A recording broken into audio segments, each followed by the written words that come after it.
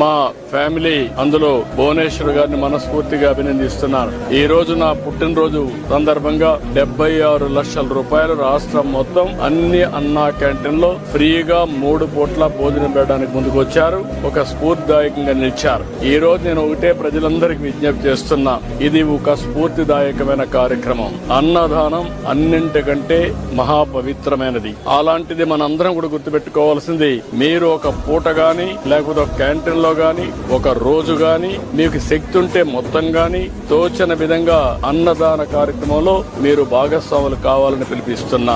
ఇది ఒక స్ఫూర్తికి ఒక ప్లాట్ఫామ్. ఇది ఏదో నేను ఎవరిని బలవంతం చేయడం లేదు. వాళ్ళందరినీ కోరుతున్నాను, మనందరం కలిసి ఒక స్ఫూర్తి ప్రదాతలుగా తయారు కావాలి. ఈ రాష్ట్రంలో ఏ వ్యక్తి ఆకలితో బాధపడుతున్నాడు అనే పరిస్థితి రాకూడదు. ఆంధ్రప్రదేశ్ అన్నపూర్ణ, ఒకప్పుడు దేశానికే అన్నం పెట్టిన రాష్ట్రం. ఈ రోజు మన రాష్ట్రంలో ఏ ఒక్క వ్యక్తి ఆకలితో బాధపడకుండా కడుపు నిండా తిండి పెట్టే పరిస్థితి మనం తీసుకురావాల్సిన అవసరం ఉంది.